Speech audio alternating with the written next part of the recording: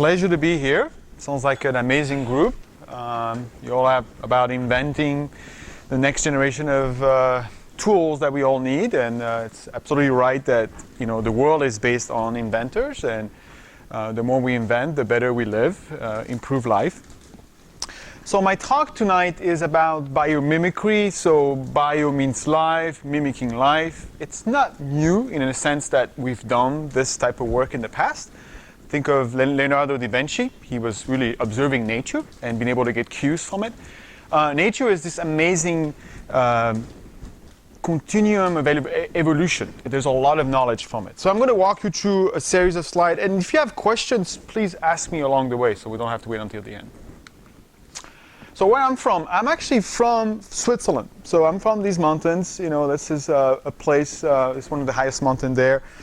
I grew up there. I spent a lot of my time outside. I have this fun, loving elements of being outside and enjoying and learning about the world. I was as a child, I was mesmerized by the beauty of nature.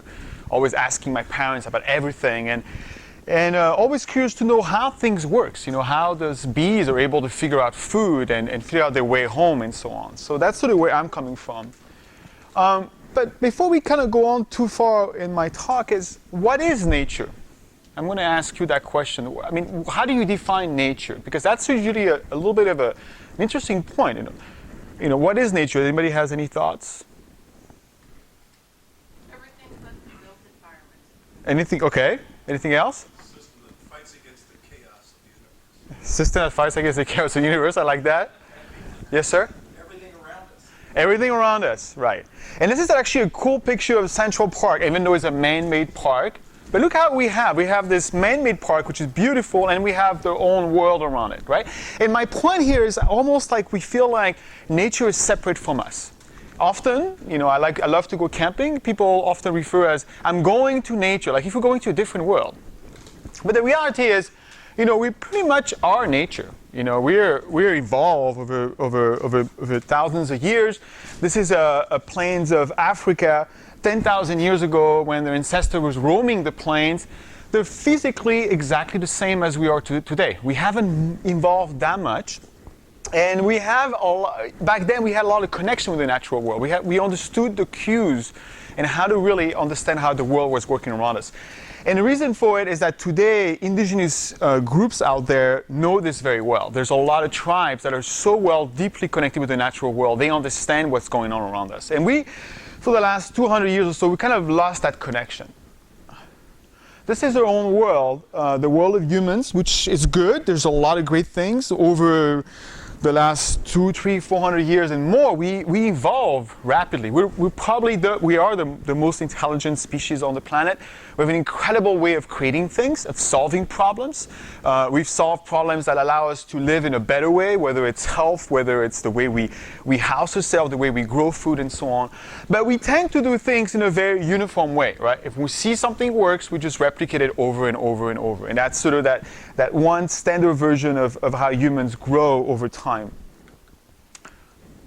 The other elements of the human world that is very different from the natural world is this linear production system. Have you ever all heard about the story of stuff?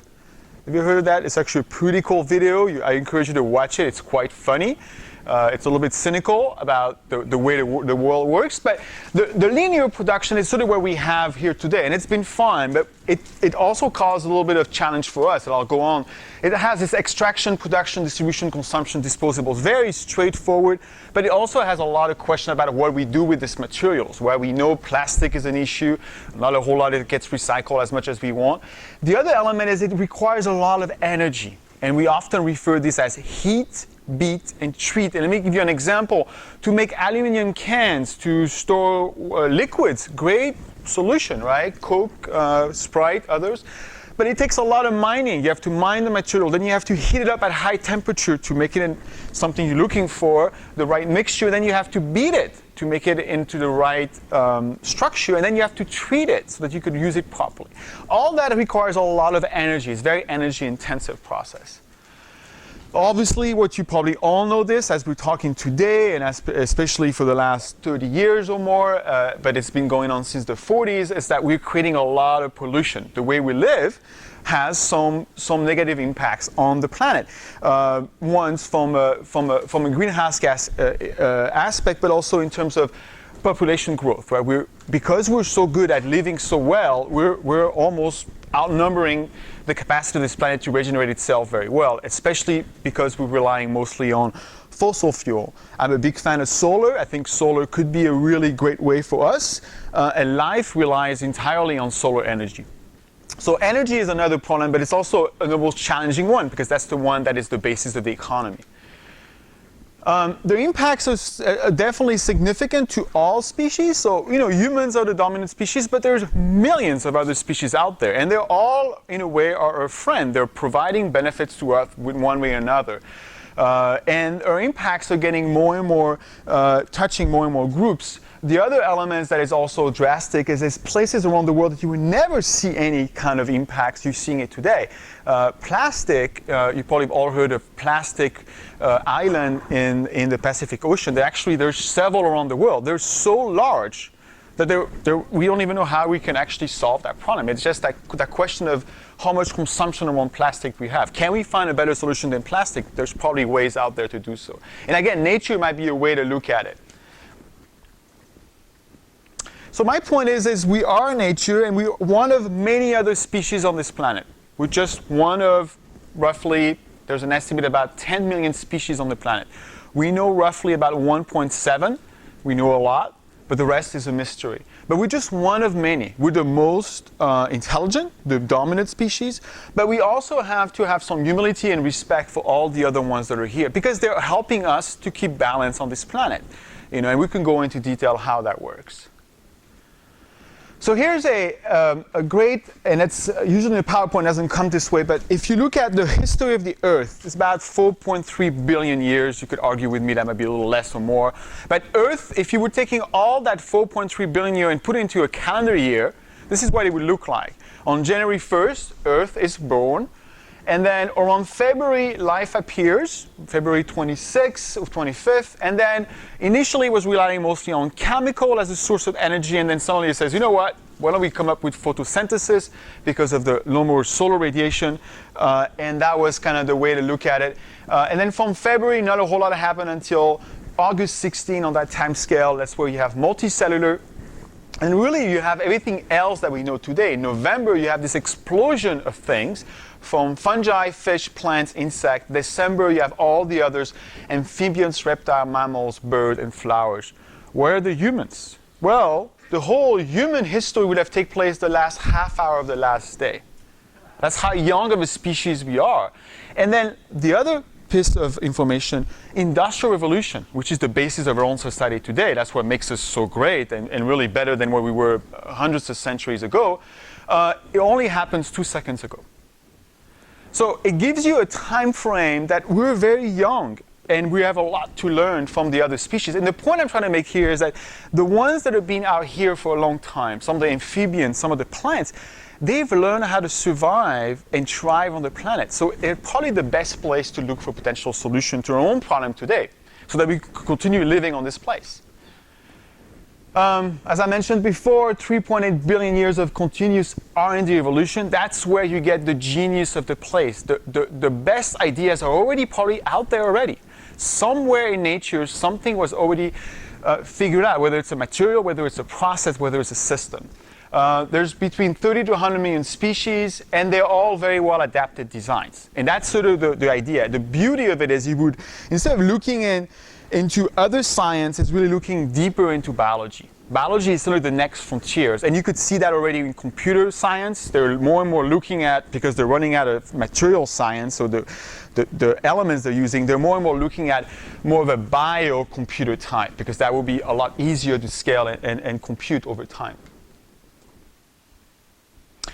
This is something that I wanted to mention. This is what I call cross-species communication. There was a quick note on that. There's a great story that was on NPR, and I forgot the show, but it was talking about this group in in San Francisco, there was a fisherman who had a boat, and he heard a call that there was a large humpback whale that was stranded in a few hours away from San Francisco Bay.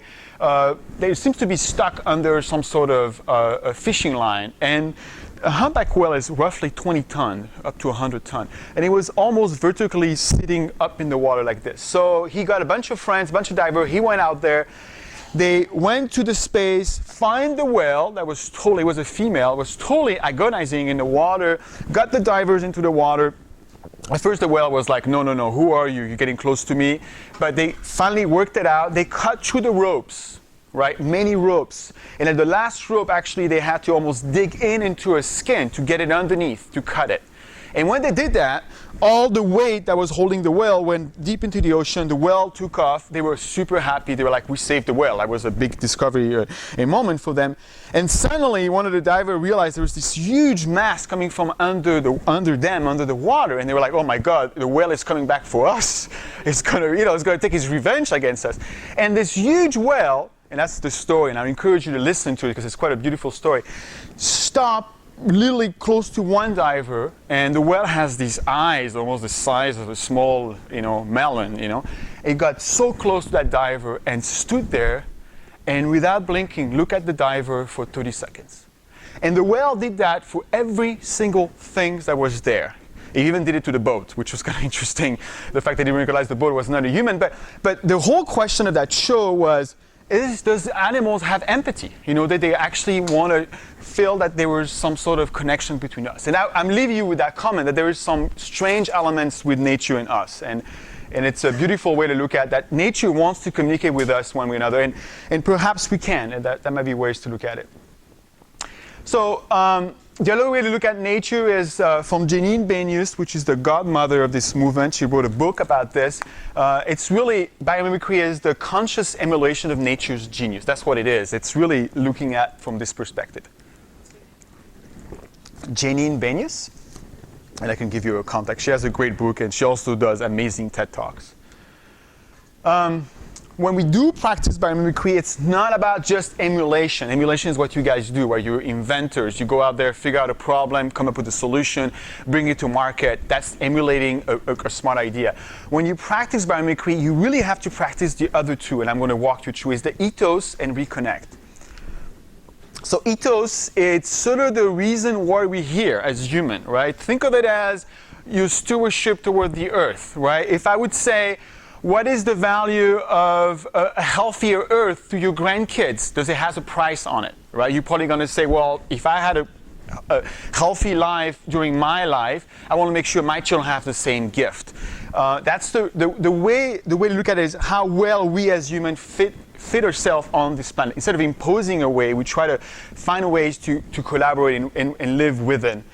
The other element is reconnect. If you're going to practice biomimicry, you cannot just practice biomimicry and say, oh, I'm going to learn from the whales, or I'm going to learn from ants, and not connecting with nature. You got to go out there. As an inventor, you're going to have to go out and spend time with a biologist, spend time with a naturalist. San Diego is a beautiful place. You have so many types of biome. We have one of the richest biome in the United States. Just walking in different places, understanding where these organisms are living and what context they're faced with. Because then you will understand what strategy they're using to cope with that problem. And that's sort of the connection. And we all used to do that as children. When we were young, we were probably all mesmerized by everything we see around us. So that's the reconnect element. And the last part, well, this is another element about reconnect, is you probably heard that if you have children or heard story, nowadays most children do not spend time outside for many reasons. There's social reasons for doing so, but part of it is they're missing a lot that connection with the natural world. In that isolation, there's been a lot of studies that shows that actually there's a book out there from Richard Louv called The Last Child in the Woods, and he talks about this thing called nature deficiency disorder. And he argues that most children that have anxiety, depression, all those elements could be resolved if they spend more time outside. And I think I'll leave you with that idea because you probably yourself, if you go to a place that is pristine and is beautiful away from the city, there's a whole different energy that you're going to get through because you feel better. Same analogy I make often in my talks is when I go to Las Vegas, it's an incredible place, this magnificent hotel, I think it's in the Caesar Palace, you walk into this maze of stores, and at one point you get to this gigantic aquarium, beautiful aquarium. Everybody is around it. Everybody is mesmerized. We as humans love to be connected with nature. It's part of our own gene. And the other element is emulate. It's really the fun part. Once you kind of know what you're doing, figure out how to reconnect with the local environment so you could really learn from nature. The next part is to really bring on all the different parties together. And to practice biomimicry is not on your own. You know, I'm not a biologist, but I will bring on biologists, I will bring on designers, I'll bring chemists, engineers, and all together we'll figure out a way to take nature's genius in solving a human problem. And I'll show you some examples at the end to really illustrate all that. The other thing that we do often is when I take people out on workshop, we do a lot of workshops to try to educate. I could tell you a lot today, but at the end of the day, you have to go out there and learn on your own through exercise. A lot of it has to do with observation. When you go to nature, I say, you know what, you're going to observe something, whatever you want. There's different exercises we do, but a lot of times as you go out there, observe nature. And at first, I ask people, do not do anything. Just sit somewhere and just see the world for what it is. And you'd be surprised that children actually are pretty good at observing, and adults have a hard time doing so. Right? After 10 minutes, people say, you know what, I'm done, I need to go. Right? And I tell people, says, look, stay 20 minutes and see what happens. And often we do exercise around pattern recognitions, understanding what's going on around, what are the contexts where these plants or animals are living, so you can understand the system level of how all this ecosystem is working. And we often say to people, before you go do this type of exercise, quiet your cleverness, right? It's if you go in with preconceived ideas, it says, oh, I know why the bee is moving this way or is going this way, then you're really not having nature, talking to you directly. So nature is incredibly beautiful, but also elegant, but it's very functional. Right? There's a lot of that. This is obviously a bird nest that some birds make amazing bird nests, but they're all interconnected, interdependent. Nothing in nature lives on its own. Think of us. We're the same thing. Humans could not live by itself. I mean, you could, but you will be having quite a bit of a challenge. The reason why we live in cities is because we gain benefit from one another. There's mutual benefit in services. Same thing in the environment. And that codependent and interdependence is essential to survival. And that's what we need to do. Often we look at business as this very competitive environment, which it is, but you could realize also that you could actually gain more for collaborating with one another. There's ways around, like open innovation model, where you would open that, create greater value over time. And many companies are actually moving away into a direction of more and more open innovation. So there are specific conditions on the earth that all of us are subject. And what I mean, all of us humans and all the organisms, nature is a water-based chemistry. Earth is water. Water drives everything. And it's actually water is one of the interesting elements because it's the one that we don't understand very well. There's a lot of properties in water that we don't quite understand how it works, right? Water could be liquid, a gas, it could be a solid, but it's the basis of life. Your body is full of water, majority of it, and you were born in water, right? So we have a deep connection to water. So water chemistry is really what drives ourselves, the world. It's also what we call, other condition is what we call dynamic non-equilibrium, right? There's always change. There's never a time where everything stops. So the best way to look at this is weather, right? You could have clear sky and eventually it gets, up to a very changing temperature and environment.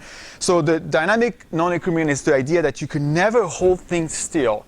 You got to build design that are going to be evolving and potentially adapt to changing conditions. We also have constraint. This is a really good way, a visual way to look at all the limits and boundaries on the Earth. On the left side is the amount of water in comparison to the size of the Earth. That's all the water we have. We don't have much more water than that. It's a finite resources. Same thing with the atmosphere, right? It's a finite element that allows life, and that's the blanket that allows life to survive on Earth. There are these elements are critical in how we operate. And you need to really understand that we don't have limitless amount of things that we could use. We have to build and think of it as this constraint as the main value of our design. We also operate in cyclical process, right? Like this is tidal elements. Organisms have to really compete with that challenge. Sea stars, they most of the time are underwater, but in periods of the day they're not. And they have to survive. They're subject to air, they're subject to UV radiation, they're also subject to predations. That's why you see them all clumped together, because the bird will take a bite at them. I've seen that happen. They will just eat part of it. What's beautiful about them is that even if they lose one leg, it will regrow again. So very resilient. The chemistry in nature, very basic, right? This is pretty much all in nature what nature uses. Very basic chemistry, simple block. It breaks down into benign components, so it could be reused. Well, that's the process of the closed loop. And waste is nutrients, right? Everything in waste is a nutrient.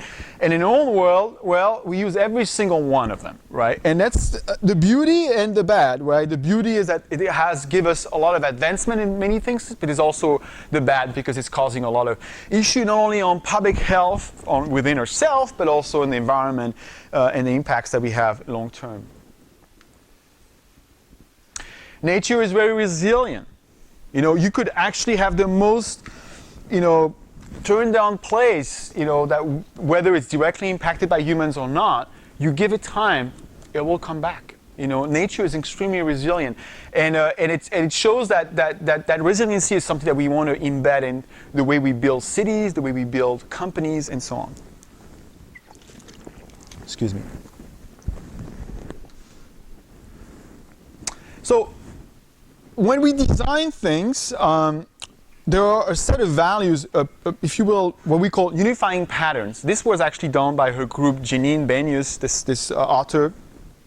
Her team kind of went into nature and looked at a multitude of organisms and say, is there any kind of deeper patterns out there? And that's what she came up with. These are called life principles. So if you were going to make a design, and you follow these principles, and it's, by the way, very hard to do, but if you do follow these principles, you'll be very much in line to what nature will do normally, right? That's kind of the best model for design.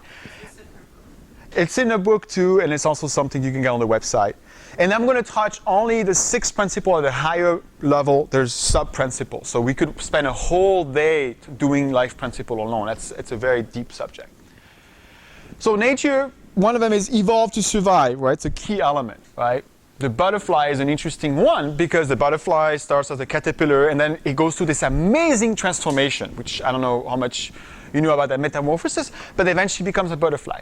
And that is an evolving strategy that has been very successful for these type of pollinators. And that's one of them that if you're going to have something, it has to evolve over time, where you have to have something that could withstand the change of time.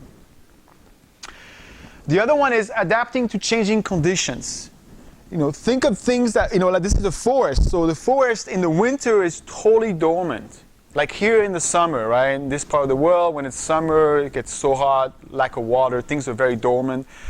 But here, let's say, this is in Montana, the winter, snow, not much going on. Spring comes around, it's like the largest sale. I mean, everything comes back into life. It's like the cycle of life is started again. And that's because it's able to adapt. There's things that's going to be waiting for the right time to go back. The grass, the roots, everything, the animals will prosper. Adapting to changing conditions would be amazing, right? Think of a building. There was an architect in Netherlands who it's prone to flooding.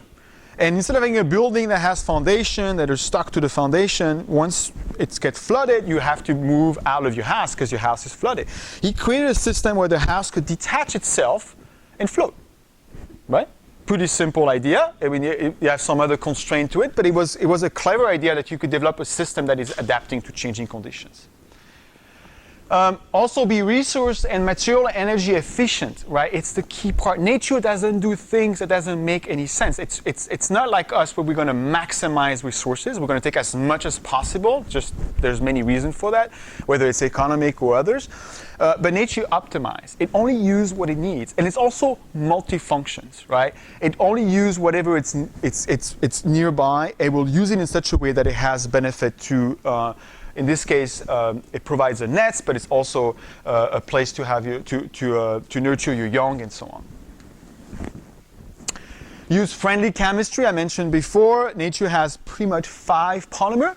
One of them is, this is chitin. This is what you find a lot in the ocean. But the other one is keratin. Keratin is your hair and your nail, right? Same polymer. Your nail is pretty strong. Your hair is pretty soft. The only difference is the layering of the polymer, right? Same polymer, you just layer it differently, you have different functions. So if you use that element of using different functions of layering, you could actually have different product and materials. By the way, all this is quite hard to do. I mean, it's learning from biology sounds great. It's actually, I'm going to talk to you later on about how difficult it is to get it from the biology to an actual product. But it's possible. People do it. This one is a little harder to think, but it's integrating development with growth. The best example, these are cacti, by the way, and they take, I think this one is probably close to 200 years old. It's very, very slow growth. I mean, it grows like 1 inch every 8 years. But think of a tree. If you're going to grow very fast and very tall, but you have weak foundations, as soon as there's a strong wind, you're just going to fall over. So the idea in nature is that you have to have a balance between growing and developing the support for whatever you do. So that's another important function in there. And by the way, remember, these are very high-level life principles. There's sub-levels that will be that we could dive in later on if you're interested. Be locally attuned and responsive, right? Having this what we call feedback loop, understanding the environment, what's going on out there, so that you could actually change based on what the feedback loop is telling you. Often humans in our own system, we don't even know something is going wrong, because the feedback loop is not either there's too much noise or we don't really actually know what's going on. So it's another element in nature. Everything is interconnected and everything will change. So mushroom will have spores at the right time at the right condition. It's also essential to that. So moving on from the life principle into what the design thinking is not much different, and I'm sure you're all familiar with this because you're all inventors. The scoping process is really much like any other design. You have a scoping, discovering, creating, and evaluating. So the scoping is really defining what you want to address. What is the context of your challenge? Well, if you're doing desalination, what is the problem for desalination? Are you addressing it for developing countries? Are you addressing it for developed countries? And then you have a whole process, and I don't really have time to go through, but then we identify specific function in nature that you want to actually identify. For instance, how does nature desalinate water? There's all kinds of ways, from trees to organisms in water and so on. So there's a whole list. And then you go to that discovering phase, and then you really get the lessons learned from nature, and I'll give you examples later on. And then you really go to the fun part, which is brainstorming. So now you have this learning from nature. You have this potential models in nature that you could use. So here are 6 different ways nature desalinate water. Which one is the best for my design? And you really have to start thinking, creating, prototyping. And then you do evaluating, because you want to evaluate, does my design withstand the life principles, right? You want to make sure you're designing something that is at least as close as possible to life principle. And it's not always possible, I can tell you that. So you could really go from a challenge to biology, or you can go from biology to challenge, right? You could come up across something amazing in nature, like an organism that is able to do something and say, oh my God, this is useful, and then apply it to a problem, or the other way around. This is another one that's from Jeanine. This is her name, Jeanine Benius. When she wrote this book, she had this sentence in the book, and until today, she's stunned that people use it all the time, but life creates conditions conducive to life. And that's very profound. Life creates only conditions that are going to create more life. It doesn't diminish life, right? Think of all many things that we do that, in a way, is more impactful for the next 7 generations. I mean, that's the way to kind of look at it. Think of organic food. Organic food is great. I'm glad that we're farming more of it. We're using less chemicals. But think of it, if there was a way to grow food that every time you harvest the food, the yield after that will be better. And there are ways, what's called biodynamics farming. There are ways that we could restore. Every time we would do something with farming, we'd be able to restore the land so that we have a much more richer resources over time. Today, you probably know already, but the farming is a crisis. We're farming in such an intensive way that every year we're losing thousands of acres of land. So in the near future, there's going to be more challenging for us to grow food.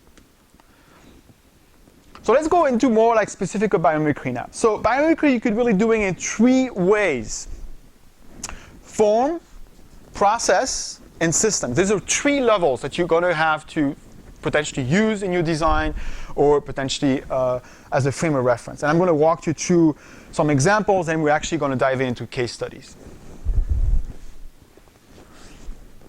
So form, these are honeybees in the honeycomb. You know, the honeycomb is not by accident the only shape that they use, because it happens to be 2 things, right? They need to build a honeycomb for their structures, for their young, but it's also the shape that provides the most space with the least amount of materials. So they're using form to really benefit their structure. And there's other benefits to it in terms of also regulating air in the structure. The other one is process. Coral reef has been around 450 million years. The ones that we have in the oceans are probably 10,000 years old. Again, coral reef is made of calcium carbonate. Available process, things that are relevant already in the ocean or the air. And they're making these amazing structures, and their companies try to mimic the process to make, simulate the same process. So the process here is using what's widely available and making it into something that is easy, and then also that it doesn't have any impacts when it breaks down. A little bit entertaining. There we go. The other one is system, and system is one of my favorite one. Think of a wetland. A wetland is probably one of the most productive places. I mean, we think often the rainforest is very productive. Rainforests are very productive, but wetland, if a good wetland, could actually be very productive because it's a whole system of elements, right? It has plants, sediments, organisms living there, and they all take a specific role. Wetlands are a great buffer between the oceans and the rivers. They're also a great filter for all the heavy chemicals, but they're also incredible at providing resources. And when we look at system, we look at the entire process, right? That instead of looking at a process around making materials, here we're looking at a system on how that system could help us design new things. And I'll show you some examples. So when we talk about biology, we often talk about functional biology. You know, there's the biology of, you know, this bear lives in the mountain and it's just it's specific characteristic about the bear, but we don't know, for instance, how does the bear is able to sleep for 7 months or 6 months out of the year with virtually little amount of food and be able in hibernation for such a long time, right? Or how does the polar bear is able to withstand incredibly low temperature? Right? The functional elements of how these structures or these animals are doing certain things are amazing. This is a gecko. You know, how does a gecko is able to stick to surfaces? I mean, there's been a lot of research in this, but it's things that we don't quite understand. There's a lot of things in biology that we're amazed by it, but we don't quite understand how it works. So biology is more of a functional biology. We were looking at the function. How does this organism is able to achieve flexible structure, strong materials, and so on. So let me give you an example. Example is always good. Oh. So this is a Namibian beetle in mostly southern part of Africa. And I don't know if you can see on the picture, but it has these little bumps, right? It lives in parts of the world, the context where it lives, very dry, like very, very, very dry. Not a whole lot of water. But it still has to survive, right? Like all of us, same conditions, right? It works the same way as we do. It needs water on a daily basis to survive. It could live without food for quite a while, but not with water. So it actually came up with some really interesting adaptive model, right? So the organisms, obviously, is a Namibian beetle that lives in the deserts. The challenge is capturing water in a very arid climate, right? That's the challenge the beetle is faced every day. How does the beetle does that? The beetle wings are covered, gather water from the air using nanoscale bumps. That's what you see over there. And what is the function of the strategy is to capture liquid water. So the bumps are kind of hydrophilic and hydrophobic, and that's how it's able to do it. Actually, the way it does it, you can go on YouTube, you'll find ones, is they will go in the morning, right before early morning, and they will open their wings and then capture this very moist air, and then it will literally get into drip into their mouth. So pretty cool way of surviving. So there's company actually that are developing designs like that for places where there's very little underwater that we could potentially capture for potable water usage. There's another one that I like, this guy. This is a tree frog, very small guy, but they live in a very wet environment. So the function here is attach on wet surface, and he's able to do that pretty well. And that's how he decides to live in these parts of the ecosystem. But the strategy is regular microstructure on the toe pads increase attachment force. That's sort of like the biology story. But the design principle, this is where it's the beautiful part, is when we take the biology, we remove the biology, and we make it in a more of design element. And the design element in this case, for those who cannot read, it says a microstructure of fractal hexagons with capillary size channel provides attachment to wet surface.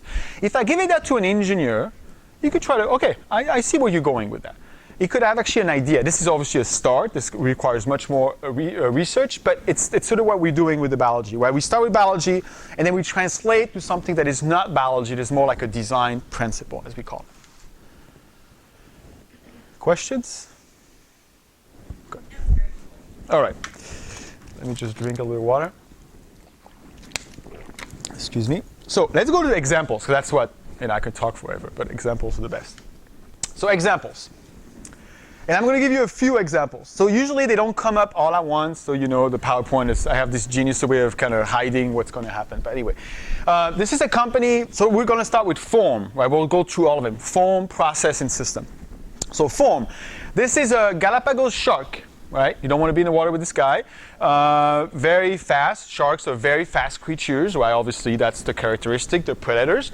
One thing they've noticed on this particular shark and many sharks is that not much things are growing on it, right? Meaning any kind of biofilm doesn't really happens to stick to them. Like if you look at a whale, it's got all kinds of things growing on it, barnacles and other things. Many reasons, because the whale is much slower.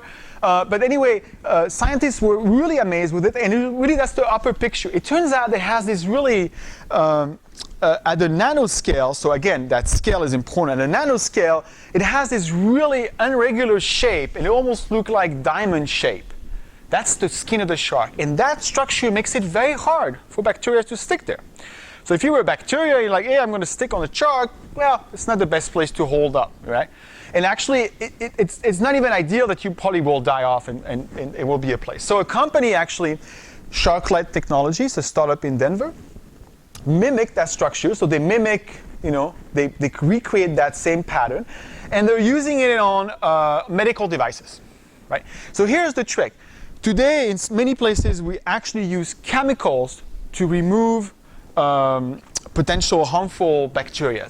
Here, we're using structure to inhibit bacterial growth. So the company is really working now on things like potentially tables at a hospital. Right? You don't have to use chemicals. It would just make it harder for bacteria to grow there. Even on ships, in the hull of the ship, so that you don't have anything sticking to it, so it doesn't really drag the fish and reduce its efficiency. So that's an interesting one on foam. The other one that I love, this is a company in the Bay Area. Another great gentleman, if you're a fan of TED Talks, Jay Harmon. He created a number of company, PAX Scientific, but this is PAX Water. Again, there's several pictures here, but I won't be able to show you. Nature has this interesting shape, spirals. Where do you see spiral, by the way? Well, seashell, galaxy, right? Even the blood, the way your blood is pumped through your vein is also in a spiral way. So that shape is everywhere, and Jay was like mesmerized by this idea that this is kind of an interesting thing, right? This kind of shape is, why is this shape everywhere? And it turns out it's because it's the way nature moves liquid and gas. It's the most efficient way to moving liquid and gas. So he adapted this design, and this one is really in one application. This is for water, and this is for water tanks. So once we purify water, once it's treated, it has to be stored somewhere, and they put it in these big tanks, and then, until people use it, once in a while they have to have pumps to mix it so that it doesn't have stagnant water, and they put chlorine.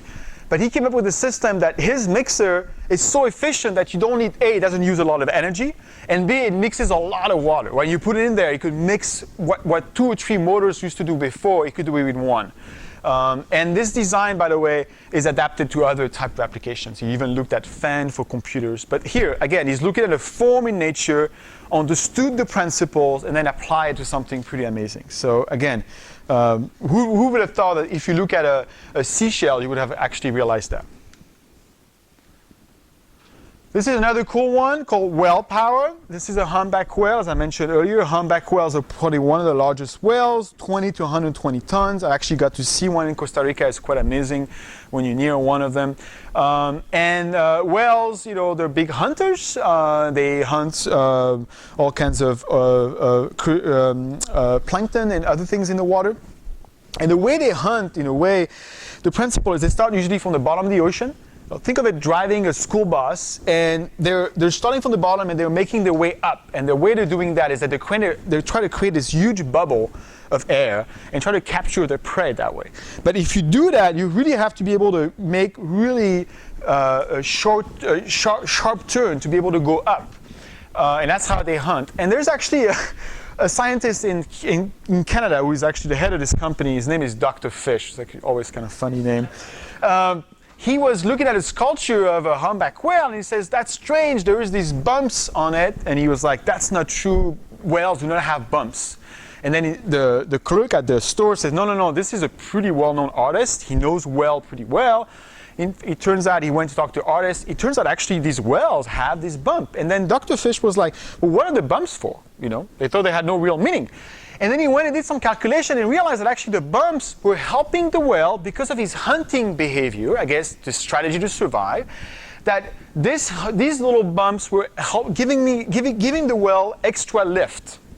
And that's why he was able to actually be able to maneuver underwater very, very, very, very well. So Dr. Fish went ahead and said, well, where can we apply this technology, right? And he actually looked at several things, and one of them is windmills. Windmills are a great way to source of energy, but there's a lot of parts in the world where the wind conditions are not ideal for these large windmills, right? Because it just doesn't have really good wind. However, when you redesign the wing structure using kind of the same kind of form, if you will, he actually was able to gain 15 to 20% efficiency. So his designs are really applied this way. Again, learning from the whale, using a form. The next one is actually a local company. So we're moving from form. So you look at the easiest one in biomimicry is form, right? You look at a specific shape or a different scale, whether it's nanoscale or mesoscale or macro scale, and then you apply that shape into a design. That's usually the most straightforward type of thing people do. Process is a little bit harder. This guy, well, you've never seen it, it's a tardigrade. It's a little microscopic. They call it also fairy shrimp. They live in vernal pools. This little guy is amazing because he could do things like, I think I've heard that some of them were somehow on the space shuttle, got out of space and came back to Earth. They were still alive. So they're very resilient. And these little guys do something amazing against, for many biological reasons, they live in vernal pools, so water is not always abundant. So when in absence of water, what they do is they go into dormant stage. And what they do actually is that they will remove all the water from their body and then create a protein that will protect their organs and then remain dormant from a year to 100 years. Right? That's how resilient these things are. It's probably one of the most resilient organisms in the whole Earth. A company here called Biometrika, it's a company that got started almost 6 years ago, very successful nowadays. They were faced with another challenge. You know, when you have DNA, RNA, blood cell, all those great things that we do in the biotech, well, it's great stuff for us, but it has to be stored at very cold temperatures. Right? If you're going to use biological samples, or even forensics, same thing, right? And he was like, well, is there something we could do at room temperature? And he actually got inspired by the tardigrade and kind of mimicked the process of using kind of the same principle for biological samples. So the way it works is that he has an agent that basically will dry the material, so you can leave it at room temperature, and then you have a reagent that will reactivate the material so that you could use it in a lab. a very successful company and local company, so great story. This is another one. This is Columbia Forest Products. This one is blue mussels. Mussels are quite adaptable at sticking to different things in the ocean. They actually have this amazing way, actually they don't move that much. Once they find a nice place, they stay there. But they could stick to something and any substrate and stay there for a long time and withstand all kinds of wave actions and so on. And this amazing glue. Columbia Products makes engineered wood, which woods is great, but as we often know, when you make wood with glue, there's what we call VOCs, volatile organic compounds, which could be harmful to your health. So this company was looking for a new solution. So they've looked at, with scientists, look at different ways and actually mimic the process of this blue mussels and adapted with soy-based. It's half of it is soy-based and half of it is based on this glue structure. And they're making wood that are basically virtually have no VOCs. Right. Again, who would have known that you learned this from blue mussels? And that's what they did here. So really, learning how nature is able to make certain process could really help us improve our own system and be more sustainable over time. This is another cool one. This is less sustainable in a sense because it maybe not concerns us as much. Spiders, by the way, could make spider web of all kinds of dimensions. They have something like 7 spigots. Each strain of the spider web is different and has very strong strings, very strong, and it does that using room temperature, eating like little bugs, and able to potentially reuse the material over and over. Anyway, this particular spider web lives in Central America, where it's parts of the rainforest very dense. And you're a spider, you build your web, you're all happy, you're ready to wait for food to come into it, and then a bird comes along and just goes through, and then your web is gone. Right? That day is bad for you because you're gonna have no food, because you're gonna have to wait a whole day until you rebuild it. Right? So this small story, what I'm trying to tell you is this particular spider came up with an interesting evolution, is that the spider web has a strand of UV on it. And UV is something the birds could see.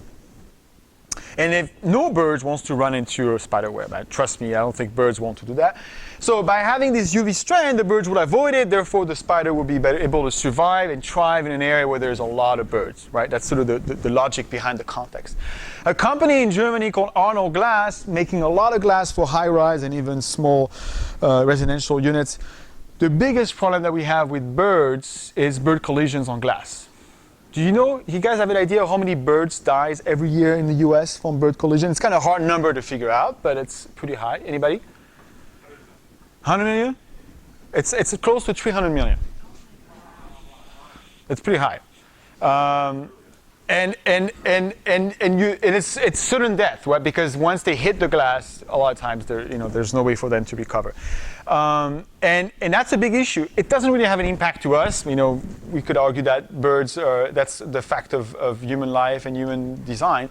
But anyway, this company kind of said, well, we need to find something that is more sustainable, and they come up with a design where the upper part is the glass. That's what the bird sees. We don't see UV light. So they create a glass that has, embedded into the glaze, it has these little lines. And then for us, it looks like clear glass. So they're selling that. It's definitely more expensive than glass, but you're seeing more and more projects nowadays where people want to make a difference and want to make sure they're not impacted they're not impacting the bird population. Okay, the next one is system. So this is a little bit the one that's quite interesting because, so we looked at form, process, which is really kind of thinking of how we can remanufacture our own system using nature's genius in many ways. But system is the one that I'm the most appealing to me, is because we're looking at an entire system. Like this is an aspen forest, this is a coral reef, this is a kelp forest. Because all these systems are working together. They have specific function and they collaborate with a multitude of species together. And if you think about it, our own city is a system, right? It has all kinds of elements that works the same way. Your body is a system. There's something like 100 I don't know if it's 100 trillion cells that are currently working with you right now as you listen to me. It's this incredible collaboration going on in your own world, and they all have a specific role. So what we can learn from system, there's many things, and one of them is this company in Boston, John Todd, Ecological Design. So he actually looked at marshland, wetland. I mentioned to you earlier, amazing capacity to treat water, right? Wetlands have these incredible ways, combined with sediments, plants, animals, and organisms, that they could really filter water. One way to do it is that they slow down the pace of water and get it filtered to the earth, and then the plants will actually be able to capture some of the heavy metals. He actually, we have a lot of parts of the world, especially in developing countries, you have huge issues with industrial and urban waste water. This picture, and again, you would have seen the picture before. This was in China, where they had basically raw sewage going into a canal, right? That's what it was at the beginning, right? Raw sewage, and it was causing all kinds of problems, right? Public health issues, but also odors and also other problems. He went in and designed a system basically mimicking the wetland by combining rocks and plants, and now not only it's clean water there's still raw sewage going into it, but now it's filtered to a system, and they're able to grow food as well. So it's really amazing by redesigning a system like a wetland into an industrial system that we could actually make it more efficient. Versus our old system of treating water, which is fine, it works fine today, but it's very energy intensive. I work for the city. The most energy intensive operation in the city is the wastewater treatment plant. It uses a lot of energy. I mean, even though we do amazing things there in terms of trying to reduce that, but it's the big energy user. So again, mimicking system could lead to that. Here's another interesting one at a much higher level, right? So that we're stepping a little bit higher. It's less. It's a little bit more abstract. It's less. It's at a much higher level. Ants, wasps, termites, potentially great apes. They're all what we call superorganisms, right? Superorganisms like us are able to do things amazingly, right? Like ants, for instance, are able to do things in incredible ways, right? By being the superorganisms, they're able to maintain, forage food, water, maintain order. They have a very well specific system in place. This idea here came from the Bank of England. So the Bank of England, back in 2007, which was at the midst of the financial crisis, I don't know if you remember, a lot of economists were like, they didn't see it coming. Why? Because the financial system it's still a mess in many ways. Financial system is so complex today. It's so complex that we cannot even understand where things are coming from, right? Where things are going to vary. And the Bank of England was trying to say, well, is there ways that we could potentially come up with resilient financial system? What is resilient out there? What can we learn potentially from biology that could help us design a much more resilient system? And they actually realized that superorganisms and bacteria have an amazing way of communicating and sharing information in a much more rapid way. And what the Bank of England was doing a couple years ago was to try to find potential elements in these complex, quite simple system in nature, but complex to us, to see if there's ways to potentially model that and adapt it to a financial system that would be more resilient. And a financial system that would be more resilient would be decentralized. It's kind of like, think of the energy grid, right? Right now we get the power from one power plant. A lot of the work that is going on in this town is microgrids, right? Things that will actually help us separate from the main grid if something happens, that you could still operate. Same idea here. The financial system is so complex. Is there a way to create sub-elements that could still operate? If there's a major crisis, you could just decouple yourself from it and still be resilient. And that's an area that is actually very difficult, but that's sort of the area where potential biology could be useful, because there's amazing ways in biology that does that. Let me give you another example that is more concrete in terms of what I mean by system. So again, this would be a graphic that you wouldn't see it all at once, but this does exist already in Denmark. It's called the Cronenberg symbiosis, industrial symbiosis. And here the premise of this idea. So they were redesigning an industrial system. And instead of having this waste, so you generate waste, you put it in the trash, somebody's going to put landfill it or burn it, In this model, they're saying that every waste, someone has to use that waste for something else, right? So the idea is a circular economy where you're able to reuse things within the system. So by designing from the get-go an industrial system that has that, then you really have no waste at the end. That's sort of the basic of it. And by the way, this is just a snapshot of what that system is. It's much larger. It started almost 15 or 20 years ago. So at the center plant, you have a power plant, right? We need energy. That's, I mentioned to you, we're still kind of in that area. We may move to renewable energy at some point at a larger scale. But this happens to be a coal power plant. So the coal power plant provides energy to homes. That's pretty straightforward. It also have waste heat, right? If you know a little bit about a power plant, it operates at roughly 70% efficiency. There's a lot of waste heat. The waste heat is not just put back into the atmosphere. It's actually funneled to a fish farm, right? Fish needs heat. The fish farm, the byproduct from fish actually is used to make fertilizers. The power plant also, because it's co-located near this other industry, they also generate steam, right? And sometimes excess of steam. And the steam is actually funneled to what's called Novo Nordisk. It's actually a company that makes insulin. And the byproduct of making insulin is used to make fertilizers. And also, the plant has scrubbers to prevent heavy metals going to the atmosphere. And one of them that they were trying to recuperate, they're able to capture from that process is gypsum. You guys know what gypsum is? Well, drywalls. That's what. And we mine that stuff, And they're making, tons and tons of drywall just using whatever the power plant is using. And then the other one is when you burn coal, you have what's called flying ash, and that could be mixed into making cement. So that's just an example of, by redesigning a system, we could have a closed-loop system that functions more like nature, if you will. It's in Denmark.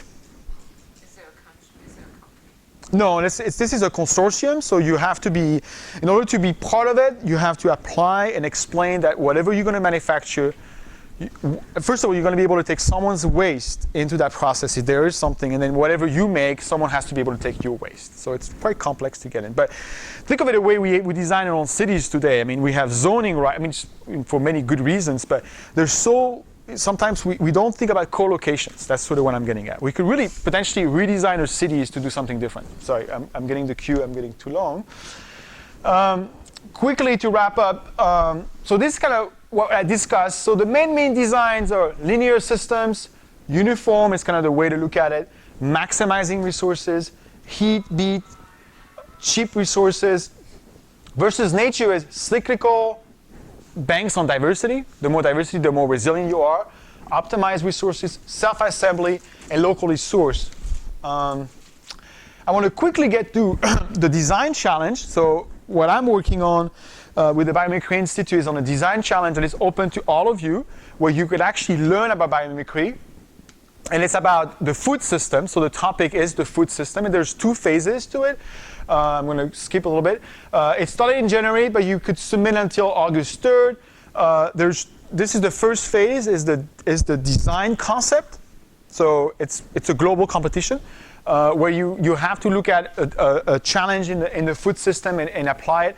And then there's going to be 10 finalists that will be announced at Southwest by Southwest Eco in October, and those 10 finalists will go on to the prototyping round, and the grand prize there is $100,000. And we're going to do this 2 years in a row.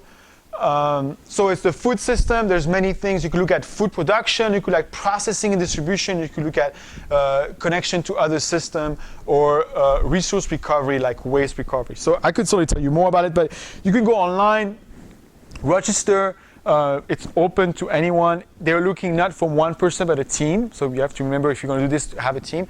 And my local organization, Biomimicry San Diego, will be happy to mentor and coach. But this is a great way to be exposed to biomimicry and learn about it. This is an example I'm just going to skip. The other great tool for those that just want to take a stab at nature and what nature has to offer, this is probably the best tool of all tools. It's called AskNature. It's a search engine. It's like Google. The only difference there is that you ask nature, and the way it works is as how does nature filter water? How does nature make flexible materials? And it won't give you millions of examples because it's not there yet at scale, but there's close to 4,000 or 3,000 examples. but you'll get biological examples of how nature filter waters, and you potentially even have companies that are showcasing there what they're doing. So that's a great tool that I would encourage you to look at it. Biomimicry San Diego, this is my the local firm. This is a nonprofit. We do a lot of, obviously, the design challenge will provide coaching and mentoring to any team locally. We work a lot with high schools right now and universities. And I'm trying to get people locally here to apply to the challenge because it's a great story for us and for the region.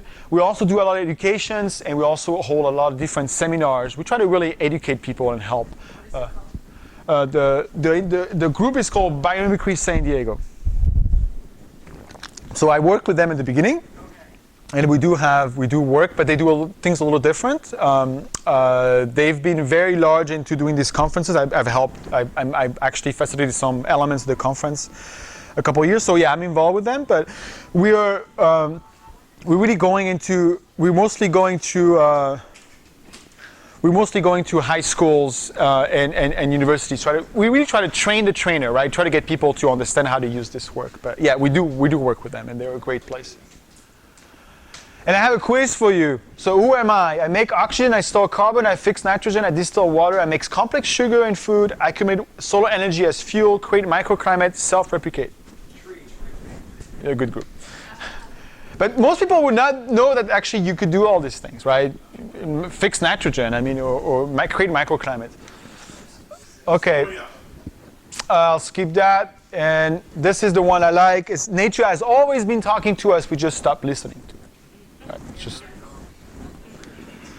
all right, then my last comment is E.O. Wilson, which is from this town. Each species is a masterpiece. Remember that. There's no, you could look at an ant or a large mammal. They all have a specific function and way to live. So I'll leave it at that. Thank you.